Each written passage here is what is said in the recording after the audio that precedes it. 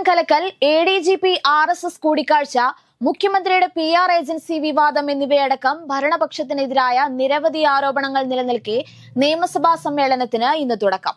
സമ്മേളനം 3 ദിവസം നേരത്തെ 15-ന് അവസാനിപ്പിക്കും. ഇന്നത്തെ സമ്മേളനം വയനാട് ദുരന്തത്തിൽ അനുശോചനമർപ്പിച്ച് പിരിഞ്ഞു. വയനാട് പുനരധിവാസത്തിന് കേന്ദ്ര സഹായം വൈകുന്നതിൽ ആശങ്ക പ്രകടിപ്പിച്ച് നിയമസഭ.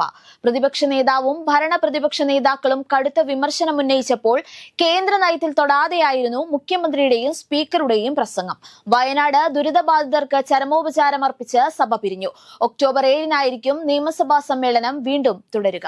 വയനാട്ടിലെ യഥാർത്ഥ കണക്ക് കേന്ദ്ര സർക്കാരിന് നൽകിയോ എന്ന് ചോദിക്കേണ്ട പ്രതിപക്ഷം ഭരണപക്ഷത്തിന് വിധേയപ്പെട്ടു. മുഖ്യമന്ത്രിയോ റവന്യൂ മന്ത്രിയോ വയനാട് ദുരന്തത്തിലെ യഥാർത്ഥ നാശനഷ്ട കണക്കുകൾ സഭയിൽ വെളിപ്പെടുത്തിയിട്ടില്ല. കേന്ദ്ര സർക്കാരിന് ശരിയായ കണക്ക് സമർപ്പിച്ചിട്ടുണ്ടോ എന്ന് പ്രതിപക്ഷം ചോദിക്കുന്നുമില്ല. വീഴ്ചകൾ ചോദ്യം ചെയ്യേണ്ട പ്രതിപക്ഷ നേതാവ് മുഖ്യമന്ത്രിയുടെ കുഴലൂത്തുകാരനായി മാറിയെന്നും വി മുരളീധരൻ തിരുവനന്തപുരത്ത് പറഞ്ഞു. വയനാട് ഉരുൾപൊട്ടൽ ദുരന്തവുമായി ബന്ധപ്പെട്ട ദുരിതാശ്വാസ പ്രവർത്തനങ്ങൾക്കായി ചെലവഴിച്ച തുകയുടെ എസ്റ്റിമേറ്റ് കണക്കിന്റെ മാനദണ്ഡം അറിയിക്കണമെന്ന് സംസ്ഥാന സർക്കാരിനോട് ഹൈക്കോടതി. വയനാട് ഉരുൾപൊട്ടൽ ദുരന്തം സംബന്ധിച്ച കേസ് ഹൈക്കോടതി പരിഗണിക്കുന്നതിനിടെയാണ് സർക്കാരിന് നിർദ്ദേശം നൽകിയത്. ചെലവഴിച്ച തുകയെന്ന പേരിൽ തെറ്റായ കണക്കുകളുടെ വ്യാപക പ്രചാരണമുണ്ടായെന്ന് സംസ്ഥാന സർക്കാർ കോടതിയെ അറിയിച്ചു. മുഖ്യമന്ത്രി പിണറായി വിജയന്റെ വിവാദ അഭിമുഖത്തിൽ മൗനം പാലിച്ച PR ഏജൻസി. മുഖ്യമന്ത്രിയുടെ അഭിമുഖത്തിനിടെ PR ഏജൻസി CEO വിനീത് ഹണ്ട മുറിയിലേക്ക് ഇടിച്ചു കയറിയതാണെന്ന ആരോപണത്തിലും ഏജൻസിക്ക് മറുപടിയില്ല. മുഖ്യമന്ത്രിയുടെ രാജി ആവശ്യപ്പെട്ട പ്രക്ഷോഭത്തിന് KPCC. നാളെ മുതൽ ബ്ലോക്ക് തലം കേന്ദ്രീകരിച്ചാണ് സമരം. ഒക്ടോബർ 5 മുതൽ 20 വരെ സംസ്ഥാന വ്യാപക ക്യാമ്പയിൻ നടത്താനാണ് തീരുമാനം. 1494 മണ്ഡലം കോൺഗ്രസ് കമ്മിറ്റികളുടെ നേതൃത്വത്തിൽ 1500 കേന്ദ്രങ്ങളിലായി രാഷ്ട്രീയ വിശദീകരണ യോഗങ്ങൾ നടത്തും. മന്ത്രിസ്ഥാനം വൈകുന്നതിൽ കടുത്ത അതൃപ്തിയുമായി NCP നേതാവും കുട്ടനാട് MLAയുമായ തോമസ് കെ തോമസ്. മന്ത്രിസ്ഥാനത്തിനുള്ള തന്റെ അയോഗ്യതയെന്തെന്ന് മുഖ്യമന്ത്രി പിണറായി വിജയൻ വ്യക്തമാക്കണമെന്ന് തോമസ് കെ തോമസ് തുറന്നടിച്ചു. ഉടൻ തീരുമാനമെടുത്തില്ലെങ്കിൽ കടുത്ത നടപടിയിലേക്ക് പോകേണ്ടി വരുമെന്നും തോമസ് കെ തോമസ് പറഞ്ഞു. നവകേരള യാത്രയ്ക്കിടെ യൂത്ത് കോൺഗ്രസ് പ്രവർത്തകരെ മർദ്ദിച്ച മുഖ്യമന്ത്രിയുടെ ഗൺമാന്മാർക്ക് ക്ലീൻ ചിറ്റ് നൽകിയുള്ള പോലീസ് റിപ്പോർട്ട് അപഹാസ്യമെന്ന് പ്രതിപക്ഷ നേതാവ് VD സതീശൻ. യൂത്ത് കോൺഗ്രസുകാരെ പോലീസുകാർ മർദ്ദിക്കുന്നത് ലോകം മുഴുവൻ കണ്ടതാണ്. ദൃശ്യങ്ങൾ ഇപ്പോഴും പൊതുസമൂഹത്തിന് മുന്നിലുണ്ട്. എന്നിട്ടും തെളിവില്ലെന്ന റിപ്പോർട്ട് നൽകിയ പോലീസ് ഉദ്യോഗസ്ഥരും ഒരു നിമിഷം പോലും സർവീസിൽ തുടരാൻ യോഗ്യരല്ലെന്നും VD സതീശൻ പറഞ്ഞു.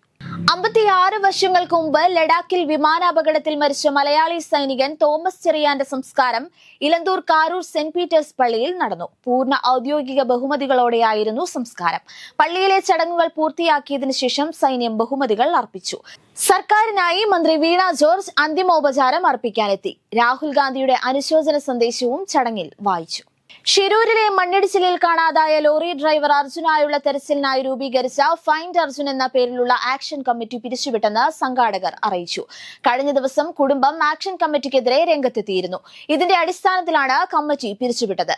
അർജുന്റെ കുടുംബവുമായി സംസാരിച്ചും അറിയിച്ചുമാണ് എല്ലാ കാര്യവും ചെയ്തതെന്ന് ഇന്നലെ find Arjun action committee convener Naushad Thakkil പ്രതികരിച്ചിരുന്നു. നാദാപുരം ഷിബിൻ കൊലപാതക കേസിൽ വിചാരണ കോടതി വെറുതെ വിട്ട പ്രതികൾ കുറ്റക്കാരാണെന്ന് ഹൈക്കോടതി.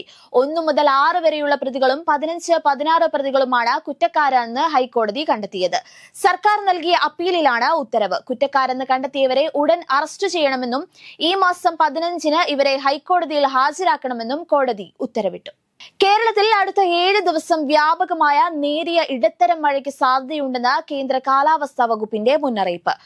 വടക്ക് കിഴക്കൻ ബംഗാൾ ഉൾക്കടൽ, അതിനോട് ചേർന്ന ഭാഗങ്ങൾ, ഗൾഫ് ഓഫ് മാന്നാർ, തെക്കൻ തമിഴ്നാട് തീരം, അതിനോട് ചേർന്ന കന്യാകുമാരി പ്രദേശം എന്നിവിടങ്ങളിൽ മണിക്കൂറിൽ 35 മുതൽ 45 കിലോമീറ്റർ വരെയും ചില അവസരങ്ങളിൽ മണിക്കൂറിൽ 55 കിലോമീറ്റർ വരെയും വേഗതയിൽ ശക്തമായ കാറ്റിനും മോശം കാലാവസ്ഥയ്ക്കും സാധ്യതയുണ്ടെന്നും മുന്നറിയിപ്പുണ്ട്.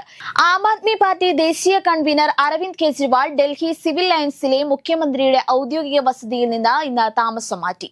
AAPയുടെ പഞ്ചാബിൽ നിന്നുള്ള രാജ്യസഭാംഗം അശോക് മിത്തലിന് അനുവദിച്ചിരിക്കുന്ന സർക്കാർ ബംഗ്ലാവിലേക്കാണ് കെജ്രിവാളും കുടുംബവും താമസം മാറുന്നത്. അമേരിക്കയ്ക്കും ഇസ്രായേലിനുമെതിരെ ആഞ്ഞടിച്ച ഇറാന്റെ പരമോന്നത നേതാവ് ആയത്തുള്ള അലി ഖമനയി അമേരിക്കയെ പേപ്പട്ടിയെന്നും ഇസ്രായേൽ രക്തരക്ഷസെന്നും അദ്ദേഹം വിമർശിച്ചു. ഇറാൻ ഇസ്രായേലിനെതിരെ നടത്തിയ മിസൈൽ ആക്രമണം പരിമിതമാണെന്നും ശത്രുവിന്റെ ലക്ഷ്യം മുസ്ലിം രാജ്യങ്ങൾ തിരിച്ചറിയണമെന്നും പറഞ്ഞ ആയത്തുള്ള മുസ്ലിം രാജ്യങ്ങളോട് ഒന്നിച്ചു നിൽക്കാനും ആവശ്യപ്പെട്ടു. ഞായറാഴ്ച ഇന്ത്യ ബംഗ്ലാദേശ് 2020 നടക്കാനിരിക്കെ ഹിന്ദു സംഘടനകളുടെ പ്രതിഷേധത്തിന്റെ പശ്ചാത്തലത്തിൽ ഗോളിയോറിൽ ജില്ലാ മജിസ്ട്രേറ്റ് നിരോധനാജ്ഞ പ്രഖ്യാപിച്ചു. ബംഗ്ലാദേശിൽ ഹിന്ദുക്കൾ ആക്രമിക്കപ്പെടുന്നുവെന്ന് അവകാശപ്പെടുന്ന സംഘടനകൾ മത്സരം റദ്ദാക്കണമെന്നാവശ്യപ്പെട്ടാണ് പ്രതിഷേധങ്ങൾ സംഘടിപ്പിക്കുന്നത്.